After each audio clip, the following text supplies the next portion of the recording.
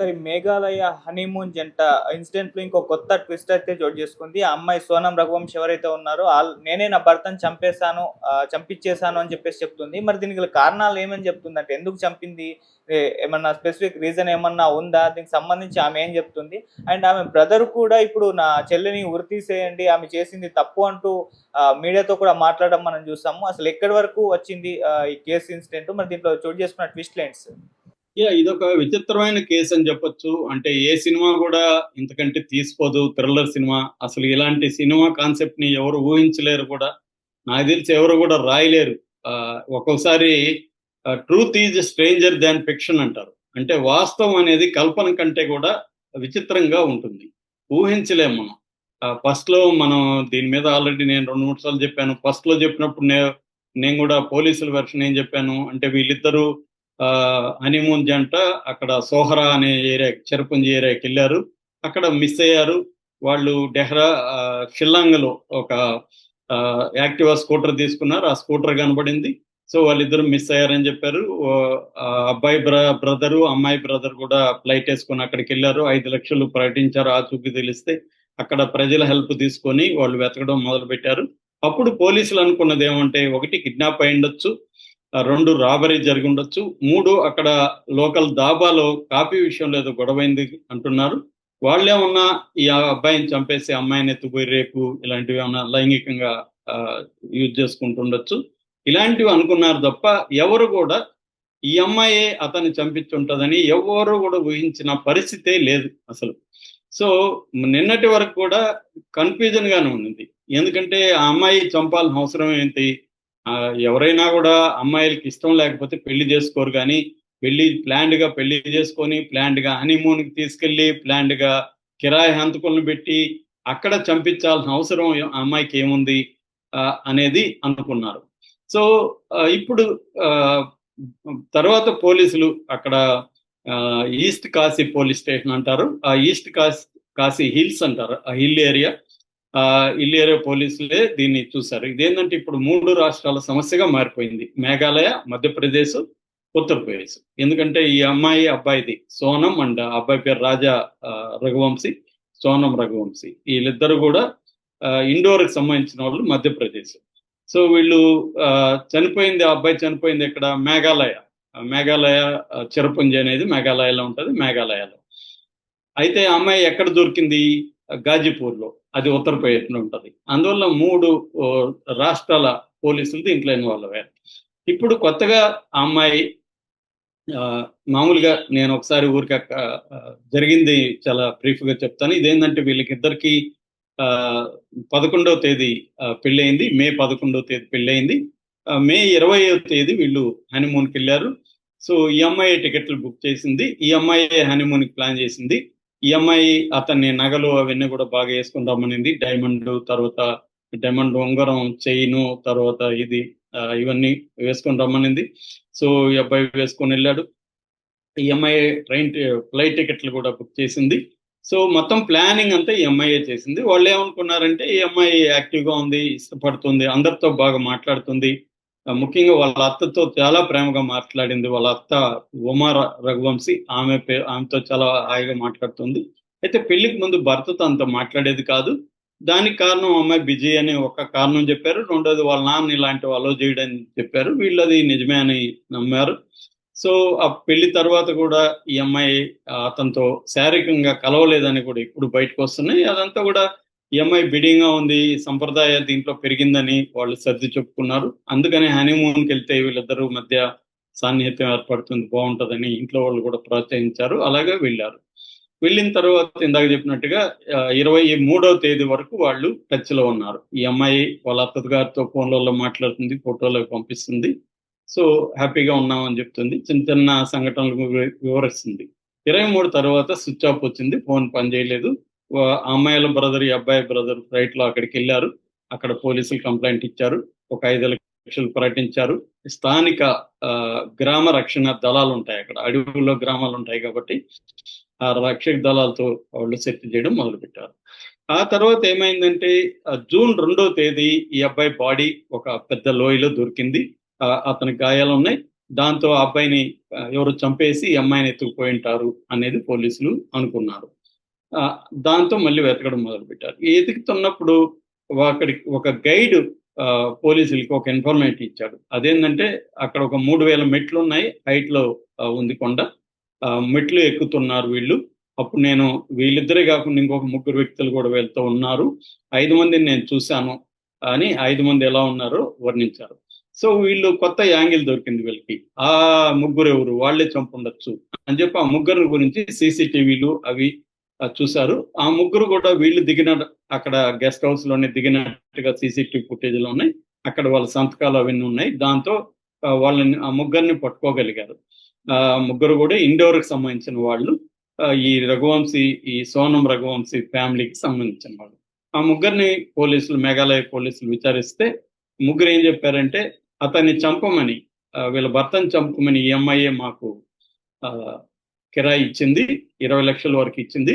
So వాళ్ళ ఈ అమ్మాయి రాజా కుష్వాహ్ అనే ఒకరిని లవ్ చేసింది. ఆ అబ్బాయి వీళ్ళ ఫ్యామిలీ బిజినెస్ లో పనిచేస్తాడు అకౌంటెంట్ గా. అతను లవ్ చేసింది, అతన్ని పెళ్లి చేసుకోవాలనుకున్నది. కానీ వాళ్ళ ఇంట్లో ఒప్పుకోరని చెప్పేసి వేరే వాళ్ళని పెళ్లి చేసుకొని చంపేయాలనుకునింది. మాకు డబ్బులు ఇచ్చింది, మేము చంపేశాము. ఇలాగా హైట్కి తీసుకెళ్ళాము. అందరూ హైట్కి వెళ్తుంటే ఈ అమ్మాయి మధ్యలో ఆగిపోయింది. నా వల్ల కాదు, మీరు వెళ్ళండి, నేను కాసేపు కూర్చొని వస్తాననింది. మేము నలుగురం వెళ్ళాము.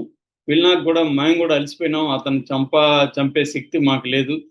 ఒకడు వెనక్కి వచ్చి మేము ఇప్పుడు చంపలేమని చెప్తే ఈ అమ్మాయి లేదు, మీరు ఇప్పుడే చంపాలి, నేను 20 లక్షలు ఇస్తాను మీకు అని చెప్పింది. ఆ అమ్మాయి కూడా పైకి వచ్చింది. సో మేము అతన్ని కత్తితో, ఇద్దరు పుడిస్తే ఒక అతను దూరం నుంచి చూస్తున్నాడు. సో మేమిద్దరం కత్తితో పొడిచాము. తర్వాత అతన్ని లోయలోకి ప్రాణాలు ఉన్నప్పుడే లోయలోకి ఈ అమ్మాయి కూడా కలిసి, మేము ముగ్గురం కలిసి అతన్ని నెట్టేశాము. అతను కింద పడి చనిపోయాడు. మేము అక్కడి నుంచి వచ్చేసాము. దాని తర్వాత ఆ అమ్మాయి, మేము విడిపోయినాము అనేది వాళ్ళు చెప్పారు. దాని తర్వాత ఈ అమ్మాయి కోసం వెతుకుతున్నారు. ఫోన్లో స్విచ్ ఆఫ్ వస్తుంది, ఫోన్ ట్రాక్స్ కూడా అవ్వట్లేదు.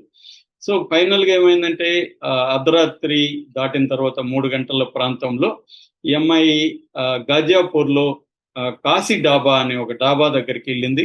ఆ అమ్మాయి బాగా చెదిరిపోయింది, డిస్టర్బ్డ్ గా ఉంది, మెంటల్ స్టేట్ కూడా బాగాలేదు. అక్కడ షాహిల్ యాదవ్ అని ఇన్ఛార్జ్, డాబా ఇన్ఛార్జ్ ఉంటే అతనికి వెళ్ళి నేను మా బ్రదర్కి ఫోన్ చేసుకోవాలనింది. వాళ్ళ బ్రదర్కి ఫోన్ చేసింది. ఈ లోపల షాహిల్ యాదవ్ ఈ అమ్మాయి కండిషన్ చూసి అక్కడ లోకల్ పోలీస్ స్టేషన్కి ఫోన్ చేశారు. వాళ్ళు వచ్చి ఈ అమ్మాయిని విచారించారు. అప్పుడు ఈ అమ్మాయి పేరు తెలిసింది. దాంతో వాళ్ళకి ఈ హనీమూన్ కపుల్ ఈ అమ్మాయి ఏదని అర్థమైంది. వాళ్ళు మేఘాలయ పోలీసులకి ఇన్ఫార్మ్ చేశారు. సో ఇప్పుడు ఈ అమ్మాయిని పట్టుకున్నారు. ఈ అమ్మాయితో వీళ్ళ బ్రదర్ గోవింద్, అతను కూడా 3 నిమిషాలు మాట్లాడాడు. కానీ ఆ అమ్మాయి బిగినింగ్ లో అసలు నాకేం తెలీదు, నా భర్తని ఎవరో చంపేశారు, నేను అక్కడి నుంచి తప్పించుకొని ట్రైన్ లో వచ్చాను, నేను ఎక్కడికి వెళ్తున్నానో కూడా నాకు తెలీదు, ఏదో ట్రైన్ ఎక్కి ఇలా వచ్చేసాను, ఇవన్నీ కథలు చెప్పింది. కానీ ఈ లవర్ ను కూడా పట్టుకున్నారు, రాజ్ కుష్వాహ్ లవర్ ని.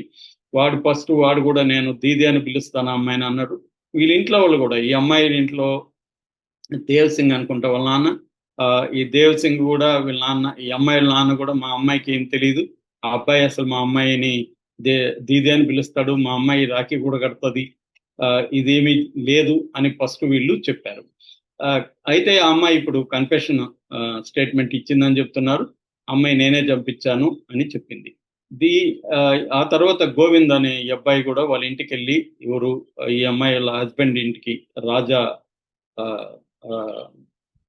రఘువంశీ వాళ్ళ ఇంటికి వెళ్ళి వాళ్ళ మదర్ ఉమాని పట్టుకొని ఏడుస్తున్న వీడియోలు కూడా బయటకు వచ్చింది. ఆ అబ్బాయి కూడా మీడియాతో మాట్లాడాడు. ఇది మా చెల్లె చంపింది, వాడి కోసమే, ఆ లవర్ కోసమే చంపింది మా చెల్లి.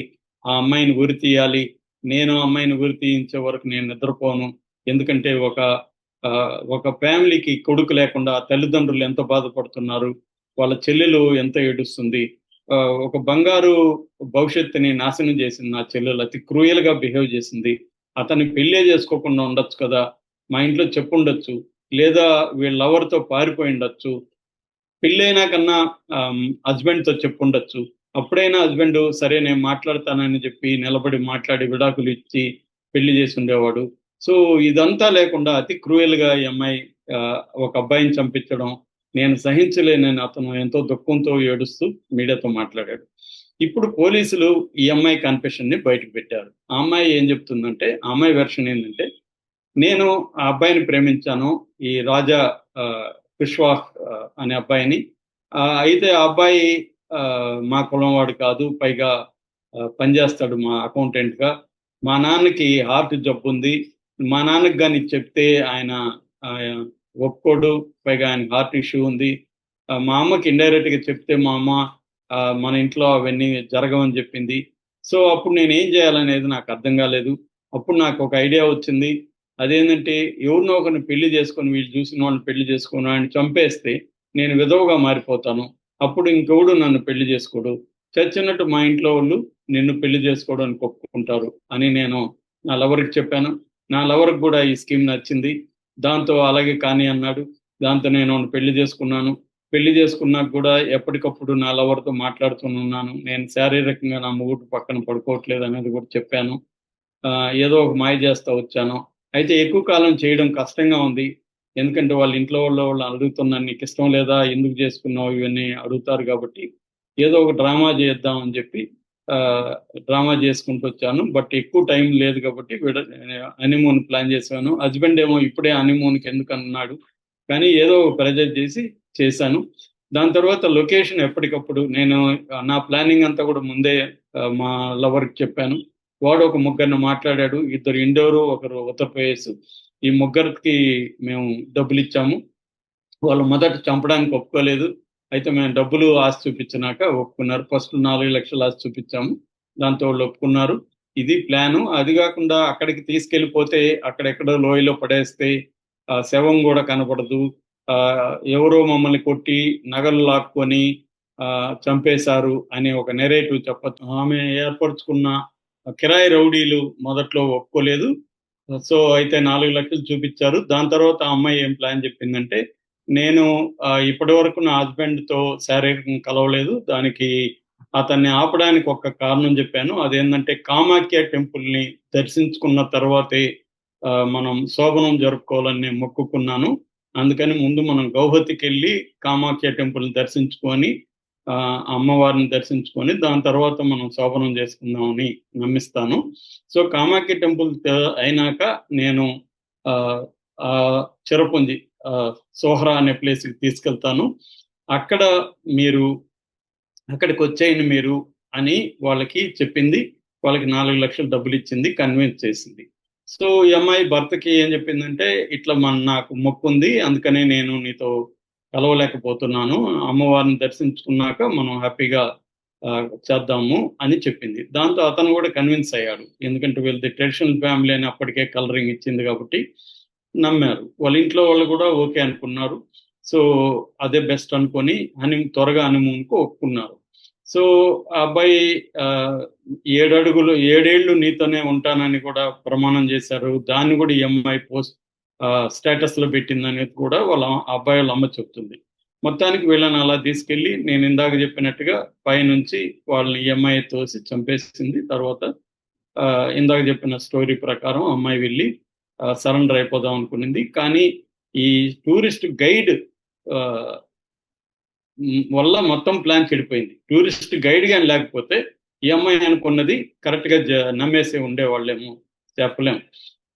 ఎప్పుడైతే టూరిస్ట్ గైడ్ వీళ్ళకి హింట్ ఇచ్చాడో, దాంతో వాళ్ళు ఆ యాంగిల్‌లోకి ఎప్పుడెళ్లారో వీళ్ళ ముగ్గురు దొరికారు. వీళ్ళ ముగ్గురు దొరికి నాకు కన్ఫెస్ అయిపోయారు. సో, ఇప్పుడు వీళ్ళ బ్రదర్ గూడా వీళ్ళకి గూడా తెలిసిపోయింది ఇంట్లో. మొదట్లో వీళ్ళు మేఘాలయ పోలీసులు నిందించారు.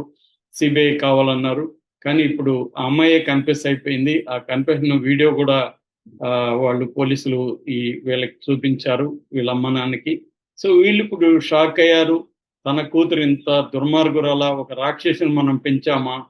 ఒక అన్యం పుణ్యం తెలియని ఒక అబ్బాయి ప్రాణం తీసిందా? అన్న షాక్‌లో వాళ్ళున్నారు. ఇంత ఇంత జరిగినా కూడా ఆహ్, అతని కర్మ దానికి అతని అంత్యక్రియలకి ప్రియుడితో కలిసి ఈ అమ్మాయి వెళ్ళిందంటే ఎంతకు తెగించిందనేది కూడా ఇవాళ అనుకుంటున్నాను. అయితే దీంట్లో నేను ఇంకొక యాంగిల్ చెప్పదలుచుకున్నా. అదేంటంటే ఇది కంప్లీట్‌గా అమ్మాయి తప్పు, అమ్మాయి దుర్మార్గురాలు, అమ్మాయి మెంటల్ స్టెబిలిటీ బాలేదు. ఇలాగే చెప్పేయడం ఈజీ నిజానికి. కానీ ఇది అంతకంటే పెద్ద సమస్య. ఇవాళ తల్లిదండ్రులు ఏం చేస్తున్నారు, పిల్లలకి వాళ్ళకి ఫ్రీడమ్ ఇవ్వట్లేదు. వాళ్ళ ఎంచుకునే అంటే కొంతమంది ఇస్తున్నారు, అందరూ గాదు. కానీ ఇంకా ఎక్కువ పరువు హత్యలు విపరీతంగా జరుగుతున్నాయి. అందుకని పిల్లలు ఏం చేస్తున్నారంటే, తల్లిదండ్రులకి తమ లవ్ స్టోరీ చెప్తే వాళ్ళెక్కడ వాడిని చంపేస్తారో, లేకపోతే మనల్ని ఏమన్నా చేస్తారేమో అన్న ఒక భయంతో ఇలాంటి పనులు చేస్తున్నారు. ఇది ఫస్ట్ కేసేం గాదు. ఆ మధ్య గూడా కరీంనగర్‌లో గూడా పెళ్లి కాకముందే ఒక అమ్మాయి పెళ్లి చేసుకోబోతున్న అతన్ని చంపించేసింది. అతను ఇంట్లో ఉంటే ఫోను చేసింది. సిగ్నల్ బయట సరిగ్గా లేదు, బయటికి రా అని చెప్పింది. గోముగా మాట్లాడుతుంటే మనోడు బయటకొచ్చి మాట్లాడుతున్నాడు. సడెన్‌గా